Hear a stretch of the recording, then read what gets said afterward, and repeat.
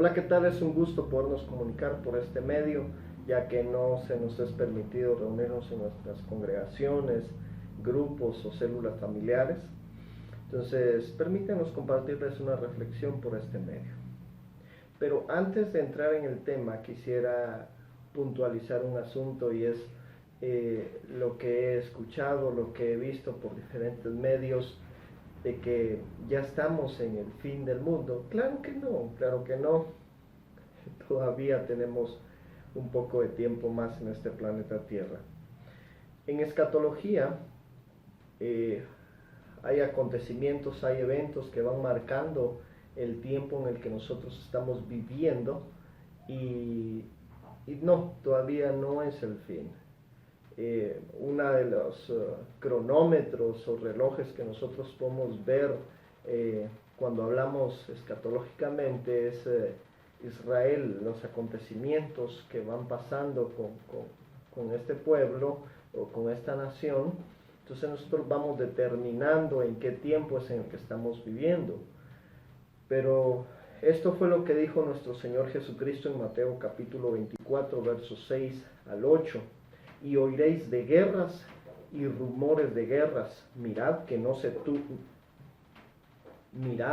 os turbéis, porque es necesario que todo esto acontezca, pero aún no es el fin, porque se levantará nación contra nación y reino contra reino, y habrá pestes y hambres y terremoto en diferentes lugares, y todo esto será principio de dolores. Eso es. Y en el verso 6 puntualiza Jesús diciendo, pero aún no es el fin.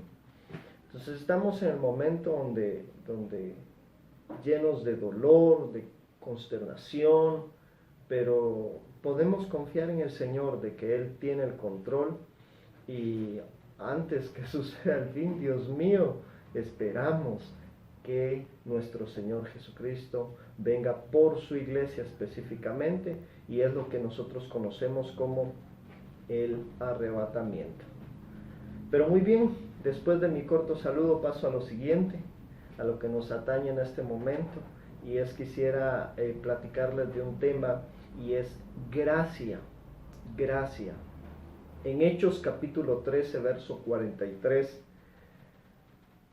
dice así: y terminada la reunión de la sinagoga, muchos de los judíos y de los prosélitos, esto de los prosélitos eran los gentiles que se habían vuelto al judaísmo, temerosos de Dios, siguieron a Pablo y a Bernabé, quienes hablándoles, ponga atención en esto, les instaban a perseverar en la gracia de Dios.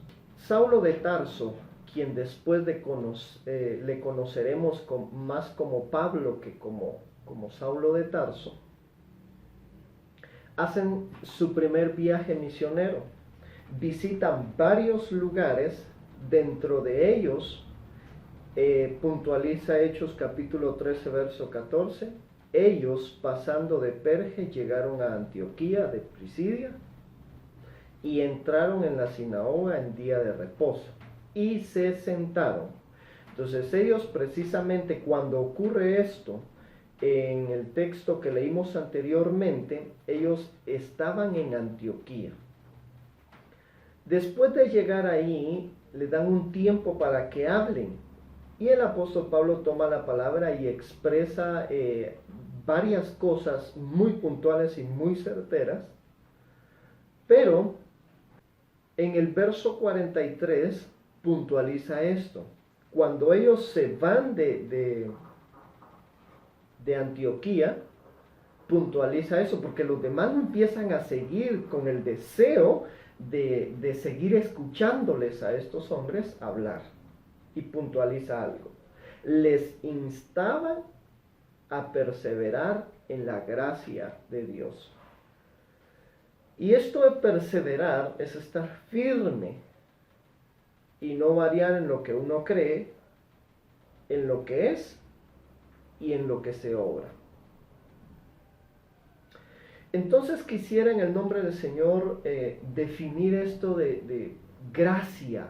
¿Cómo así gracia? ¿Cómo el apóstol Pablo les dice a ellos, permanezcan en la gracia? No sé, como que era una insistente necesidad de parte del apóstol Pablo diciéndole a estas personas, hey, permanezcan en eso, permanezcan en la gracia. Pero él les dice que perseveren en ello. Y realmente, ¿qué es gracia? Probablemente usted me respondería rápidamente, pero denme un tiempo y se dará cuenta que va más allá de una simple respuesta a esto de qué es gracia.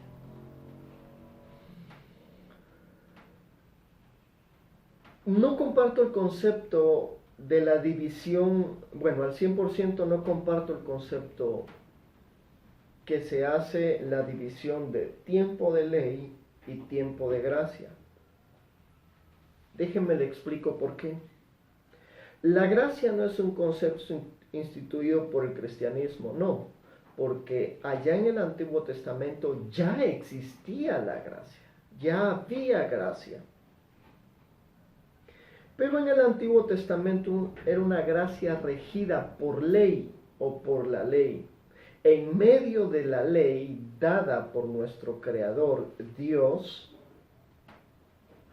mostraba su carácter lleno de gracia y favor ante su creación.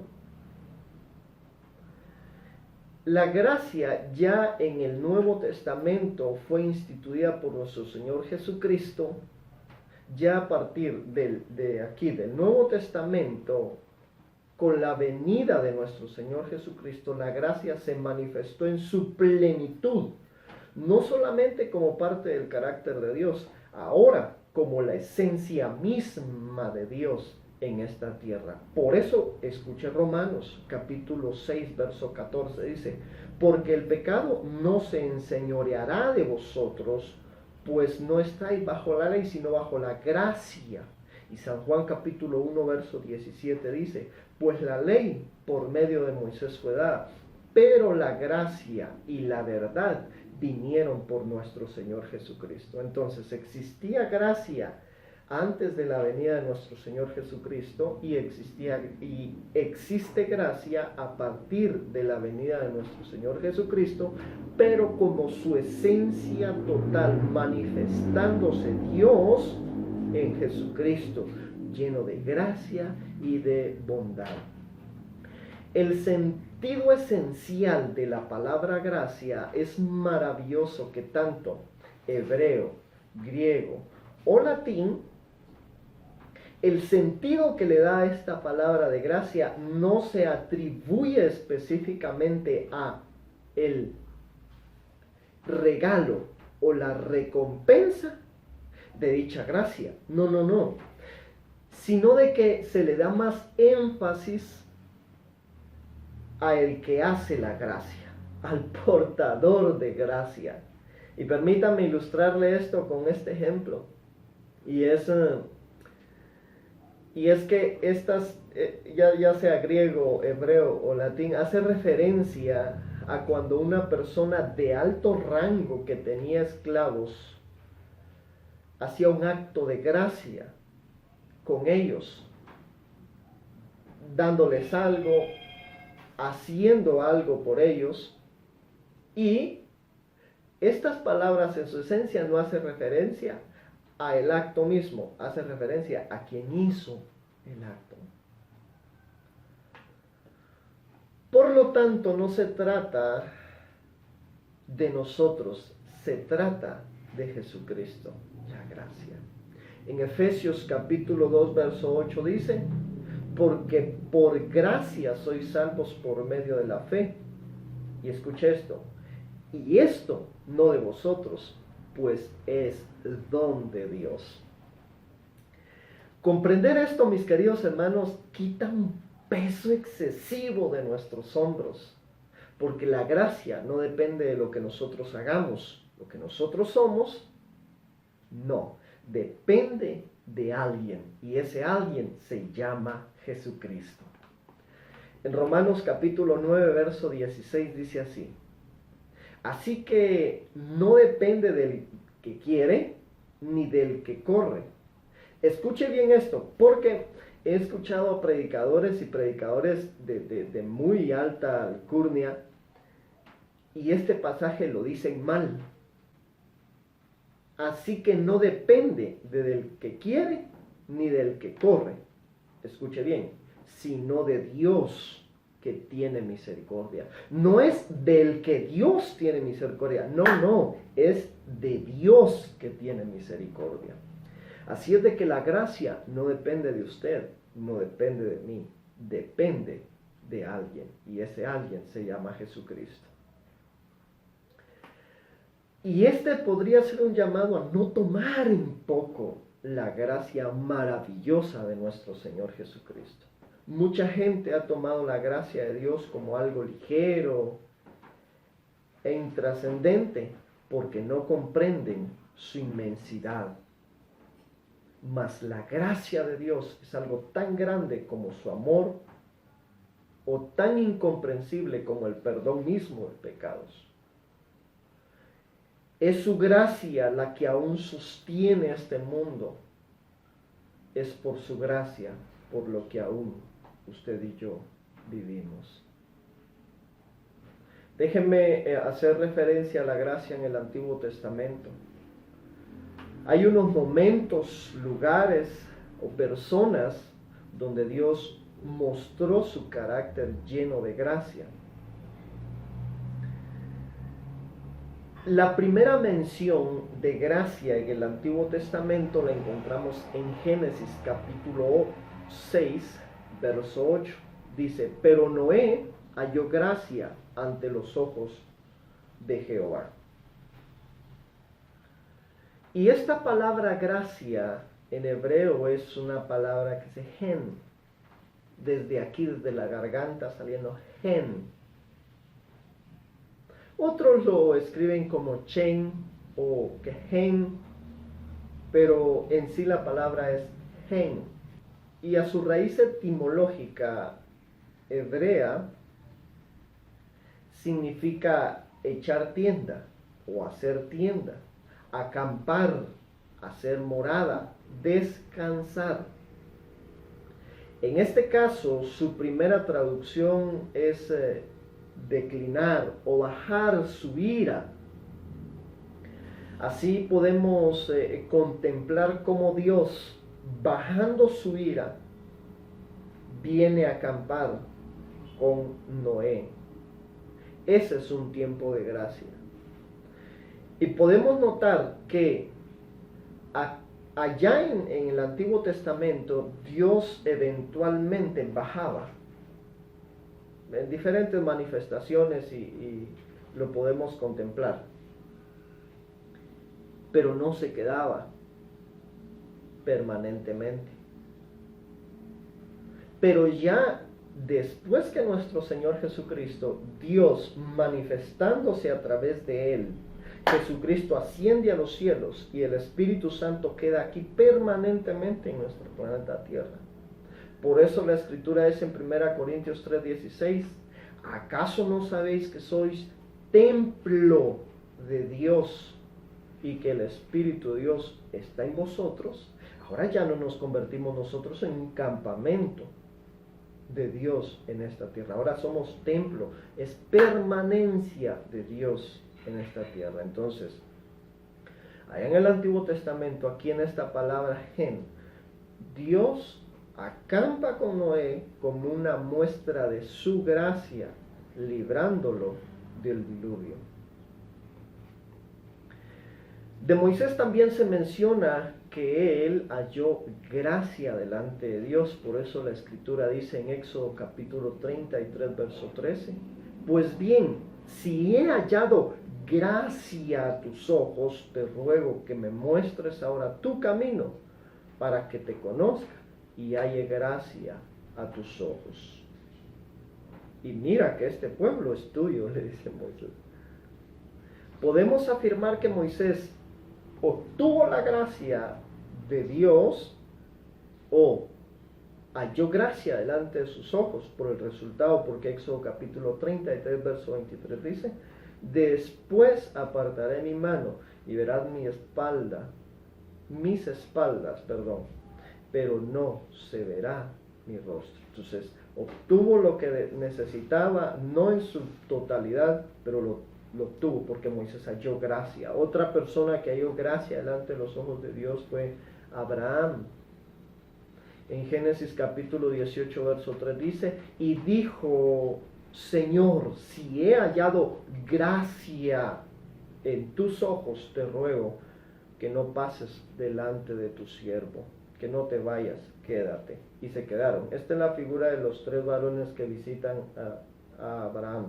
Se quedaron. Halló gracia. Entonces la gracia sí existía. Y quisiera hacer la contraparte, porque ¿qué no es gracia? Número 1, la gracia no es un permiso para pecar. Por eso Romanos capítulo 6, verso 1 al 2 dice, ¿qué pues diremos? ¿Permaneceremos en el pecado para que abunde la gracia? De ninguna manera, dice el apóstol Pablo, porque los que hemos muerto al pecado, ¿cómo viviremos todavía en él? Número 1. Número 2, la gracia no es libertinaje, no es una tarjeta o un acceso para hacer lo que cada uno de nosotros se nos pegue la gana.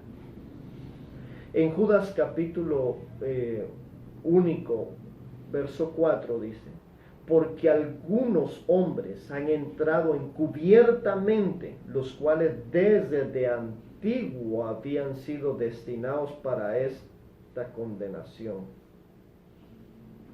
Ellos son hombres impíos que convierten la gracia de nuestro Dios en libertinaje y niegan el único soberano Señor nuestro, Jesucristo. Si aquella persona que agarra la gracia y la convierte en un acceso para pecar, y como dijo alguien, el que reza y peca empata, mi querido hermano, esos solo son intrusos. No son verdaderos creyentes. Así es de que la gracia, número 1, no es un permiso para pecar, y número 2, no es un acceso para vivir en libertinaje. Es cierto, Dios perdona, es cierto.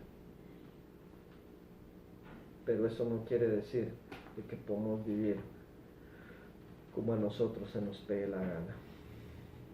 Esta palabra het, por ser hebreo, tiene un número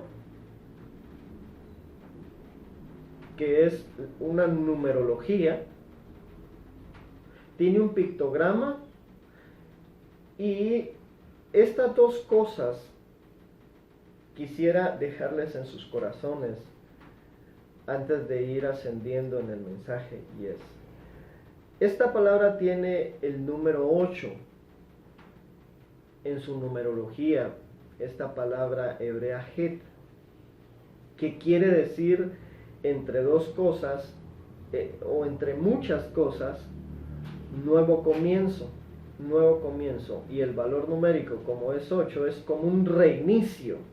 Y por eso es de que la encontramos nosotros en Génesis capítulo 6.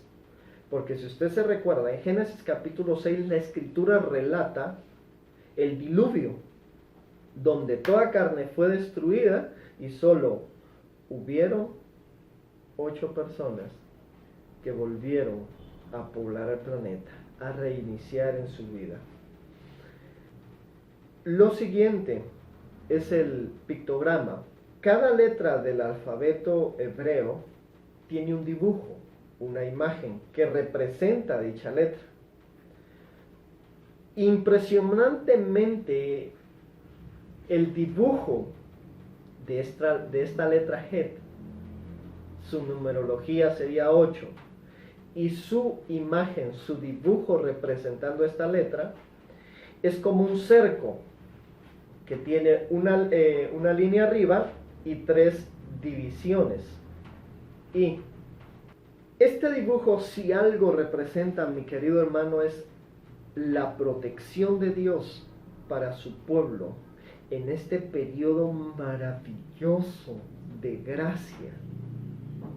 Es sorprendente. La Escritura dice, Jehová es como un escudo alrededor de vosotros. Es nuestra gloria y quien levanta nuestra cabeza. Podemos estar refugiados, podemos estar confiados en su maravillosa gracia que nos protege, que nos guarda, que nos libra. Estamos viviendo un momento tan doloroso, tan crítico de la historia, que en ningún momento de la historia, cronológicamente, mi querido hermano, habíamos pasado lo que estamos pasando. Y no es que no hayan habido pestes, muertes, guerras, no, pero esto es diferente. Hay una psicosis en la gente, una paranoia exagerada, pero en medio de ello, su gracia nos guarda, su gracia nos protege. Entonces le mencioné la numerología. 2. El pictograma o el dibujo que representa esa letra, Het. Pero Het está construida combinando dos letras previas, que es la letra Vav y la letra Zain, con una fina línea a modo de puente, conocida como Hatoteret. Y me emociona tanto esto, mis queridos hermanos, porque los israelitas, cuando celebran sus bodas, lo hacen bajo esta unión de estas dos letras, que es la letra Vav y la letra Zain,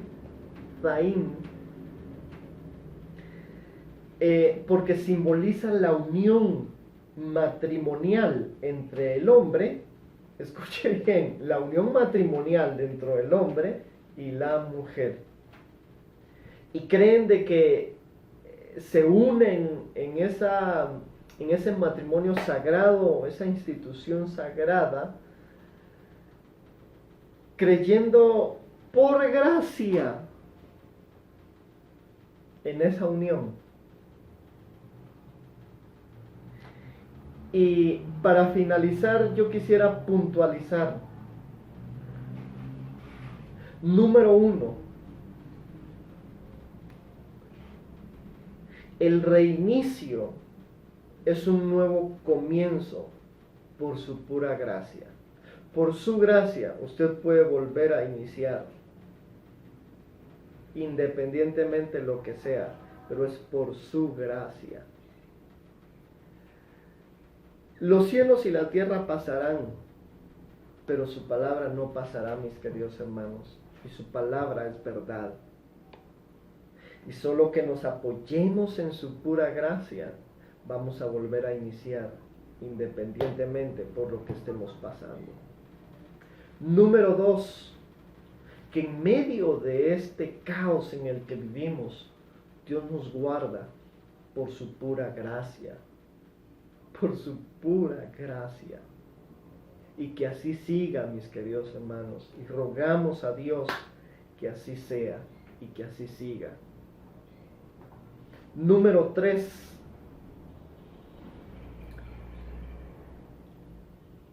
Pueda suceder, y creemos, y esta es la esperanza que tenía vivos a los apóstoles, a los primeros discípulos, a los padres de la iglesia, a los primeros cristianos, y es que Cristo venga.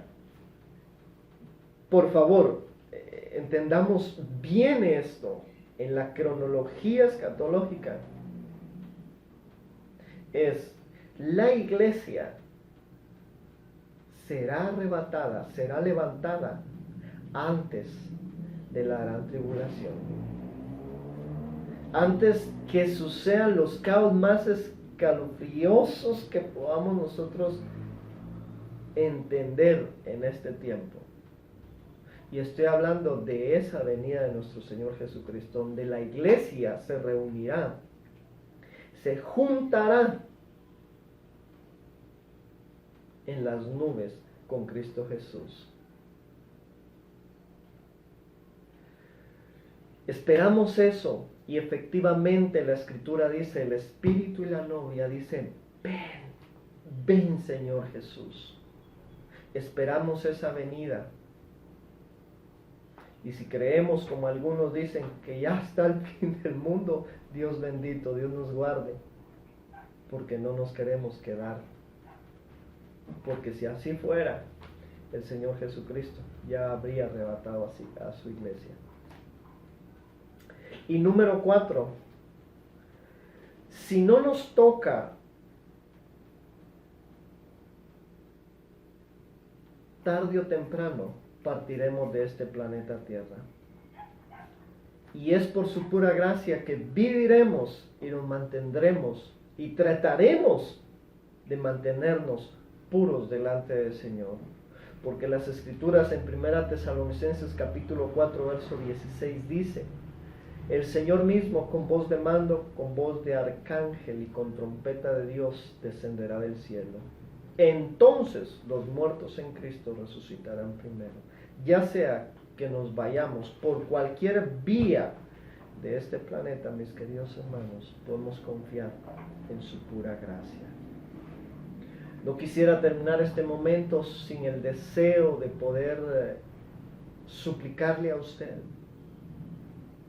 y darle este espacio para que pueda abrir su corazón al Señor y acepte su gracia en la cual estamos hoy pidiendo y la cual nos puede guardar de esto.